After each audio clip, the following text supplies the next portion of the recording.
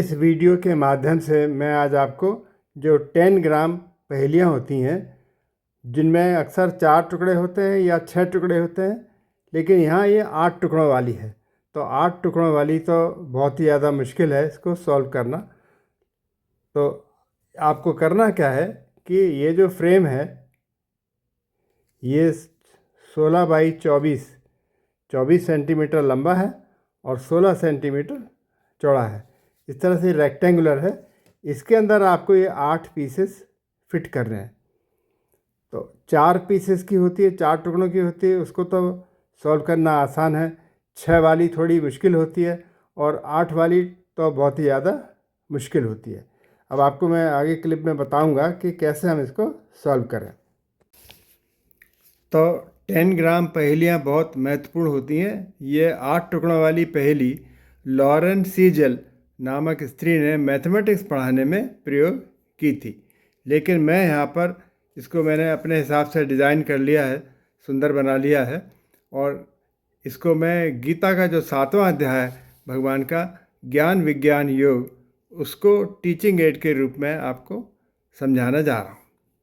तो इससे फ़ायदे क्या हैं, पहले तो आप ये समझ लीजिए कि इन पजल के क्या फ़ायदे हैं, इन पहेलियों के क्या फ़ायदे हैं। इससे बच्चों में ज्योमिति, स्थानिक समझ, समस्या समाधान और रचनात्मक कौशल विकसित होता है, जिनसे उन्हें गणित की अवधारणाओं जैसे क्षेत्रफल, समरूपता को बेहतर ढंग से समझने और रचनात्मक डिज़ाइन बनाने में मदद मिलती है, जो सीखने को मज़ेदार और आकर्षक बनाती है। ये इनसे फ़ायदे हैं। तो गणित और ज्योमेट्री, इसमें क्या है, त्रिभुज, वर्ग, समांतर, चतुर्भुज की पहचान करना, क्षेत्रफल का परिचय। दूसरा, इंजीनियरिंग में के टुकड़े एक के साथ दूसरा कैसे हम फिट करें, इन टुकड़ों को पलटने में, घुमाने में स्थानिक संबंध, स्पेशल रिलेशनशिप जिसे बोलते हैं, विकसित होती है। ये दूसरा फ़ायदा है। तीसरा, समस्या समाधान, प्रॉब्लम सॉल्विंग और तर्क शक्ति, रीजनिंग पावर ऐसा है तो क्यों है, कैसे इसको फिट करें, ये बढ़ती है। और चौथी बात, रचनात्मक यानी क्रिएटिविटी, रचनात्मकता बच्चों में बढ़ती है, चौथी बात। पांचवी बात, ये एक चीनी मूल का खेल है, चीन से आया था, और खेल खेल में बच्चे गणित सीख जाते हैं। और इससे भी बड़ी बात है, छठा पॉइंट है, धैर्य और एकाग्रता बढ़ती है। यानी ट्रायल एंड एरर, आप ट्राई कर रहे हैं, गलती कर रहे हैं, एरर हो रही है, फिर ट्राई करिए, फिर एरर करिए, 2-3 बार जब आप करेंगे तो आपकी एकाग्रता बढ़ जाती है। ये बहुत ही इम्पॉर्टेंट है आजकल की, तो बच्चों को विशेष रूप से इस पजल को सिखाना चाहिए। और बड़ों में 7वां पॉइंट, एल्जाइमर नाम की बीमारी से दूर बचे रहेंगे। एल्जाइमर है, पार्किंसंस है जिसमें हाथ हिलता है, और भूलने की बीमारी है, क्योंकि आपकी कॉग्निटिव पावर बढ़ गई। तो इससे ये बड़े फ़ायदे हैं। 7 फ़ायदे मैंने आपको गिनाए। अब मैं आपको बताने जा रहा हूँ कि इसको हम, इस पजल को कैसे हम सॉल्व करें। अब आगे क्लिप में देखिए। अब देखिए, यहाँ हमने ये फ्रेम ले लिया। ये है 24 सेंटीमीटर लंबा और 16 सेंटीमीटर चौड़ा। अब हम इसके यहाँ पर ये 6 टुकड़े हमें फिट करने हैं। तो पहला टुकड़ा ये हमने यहाँ फिट कर दिया। कुछ लोग इधर उधर कोशिश करते हैं, इधर लगाते हैं, पर मैं चूँकि पहले कर चुका हूँ तो इसलिए मुझे पता है कि कहाँ इसको फिट करना है। तो हमने इसको यहाँ नीचे, इसको बॉटम में फिट कर दिया, ये टुकड़ा नंबर 1। अब टुकड़ा नंबर 2 लिया हमने ये। अब इसको भी लगाने में लोग यहाँ लगाते हैं, ऊपर लगाते हैं, इधर लगाते हैं, बहुत मुश्किल है, सारा कुछ गड़बड़ हो जाता है। तो वास्तव में ये लगेगा इधर। ये हो गया दूसरा टुकड़ा, दूसरा। अब है ये तीसरा, ये इसको हमने लगा दिया यहाँ इसके बराबर में। नंबर डाल रखे हैं तो इससे ही हमें पता लग रहा है कि क्या सीक्वेंस है। तो वास्तव में नंबर नहीं हो तो उनको घुमाते हैं लोग, कोई ऊपर ऐसे लगाता है, कोई ऐसे लगाता है, ये लग नहीं पाते, बड़ी मुश्किल से लग पाते हैं। तो ये लग गया तीसरा। अब ये है चौथा, ये चौथा फिट हो गया। इसके अंदर ही आ गया, फ्रेम के अंदर, क्योंकि इसी फ्रेम में से काट के हमने बनाया है तो इसके अंदर आ जाएगा। और ये है 5वां टुकड़ा, ये भी यहाँ फिट हो गया। और ये टुकड़ा है हमारा नंबर 6। तो ऐसे करके 6 टुकड़े आराम से ये फिट हो जाते हैं।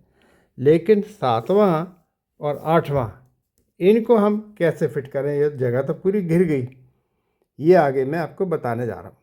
7वां और 8वां ये हम कैसे फिट करें? तो इसके लिए हमें ये फ्रेम हटाना पड़ेगा यहाँ से, और 7वां 8वां भी फिट हो जाएगा ये। तो अब आप समझ लीजिए कि ये है क्या। ये भगवान का जो 7वां अध्याय है गीता में, ज्ञान विज्ञान योग, यानी विज्ञान सहित ज्ञान। तो भगवान कहते हैं कि समग्र रूप में जो मनुष्य मुझे जान लेता है, उसको फिर किसी और वस्तु के प्राप्त करने की ज़रूरत ही नहीं है। अब ये देखिए 8 10 ग्राम पजल के जो टुकड़े हैं मैंने यहाँ पर लगा दिए हैं। तो ये गीता के 7वें अध्याय में भगवान ज्ञान विज्ञान योग में कहते हैं कि अपने स्वरूप को जानना ज्ञान और समग्र भगवान को जानना विज्ञान है। तो भगवान का ये स्वरूप है, ये आपके सामने ऐसे करके मैंने 10 ग्राम पजल के माध्यम से समझाने की कोशिश की है। ये हमारी टीचिंग एड है। यही बात भगवान ने अध्याय 9 में कही थी और अब इसकी पुष्टिकरण कर रहे हैं। हजारों मनुष्यों में से कोई एक कल्याण के लिए यत्न करता है और उनमें से कोई एक ही मुझे यथार्थ रूप से जानना चाहता है। फिर समग्र रूप तत्व से जानने के बाद फिर इस विषय में जानने योग्य अन्य कुछ भी शेष नहीं रहेगा। भगवान कहते हैं कि अपरा परा यानी जड़ और चेतन। तो ये तो हो गई जड़, 8 यहाँ पे जो टुकड़े हमने दिखाए ये हो गई जड़, और ये है चेतन। ये तो जड़ और चेतन के संयोग से ही सारी सृष्टि चलती है। तो दोनों ही समग्र के अंतर्गत आते हैं, जड़ भी और चेतन भी, अर्थात जड़ चेतन दोनों ही श्री कृष्ण की प्रकृति यानी स्वभाव है। और भगवान का अगर हम शाब्दिक टुकड़े करें तो भा का मतलब हो गया भूमि, ये देखिए अर्थ यहाँ पर, और गा का मतलब हो गया गगन ये, और वा का मतलब हो गया वायु ये, और आ का मतलब हो गया अग्नि, क्योंकि वा के अंदर आ छुपा हुआ है तो अग्नि, और ना का मतलब हो गया नीर ये। ऐसे करके भगवान का ये पूरा रूप यहाँ पर आ जाता है। यानी पृथ्वी ये अर्थ, दूसरा जल ये, और तेज अग्नि, वायु एयर, और आकाश 5।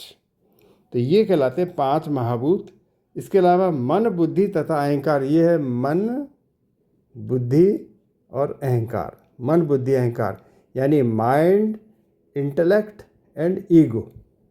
तो माइंड यानी मन ये सूक्ष्म है, ये इंटेलेक्ट ये सूक्ष्मतर है, और ईगो सूक्ष्मतम है। सूक्ष्म, सूक्ष्मतर और सूक्ष्मतम, इससे ऊपर कुछ नहीं है। तो ये सारे की सारी ये तीनों, ये तो 8 के 8 ये सब क्या है? ये जड़ प्रकृति है भगवान की, ऐसा कह रहे हैं। और जब इसका संयोग हो जाता है परा प्रकृति, जिसे हम कहते हैं चेतन प्रकृति, जब ये संयोग हो जाता है तब सारे संसार की सृष्टि होती है। ये भगवान यहाँ पर कह रहे हैं। इस प्रकार अपरा प्रकृति से भिन्न जीव रूप बनी हुई मेरी परा प्रकृति को जान, जिसके द्वारा यह जगत धारण किया जाता है।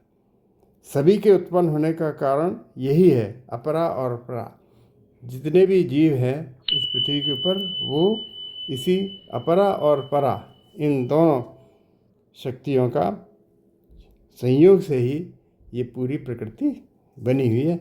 यही इस गीता के 7वें अध्याय का मैंने आपको ये टीचिंग एड की सहायता से समझाने की कोशिश की।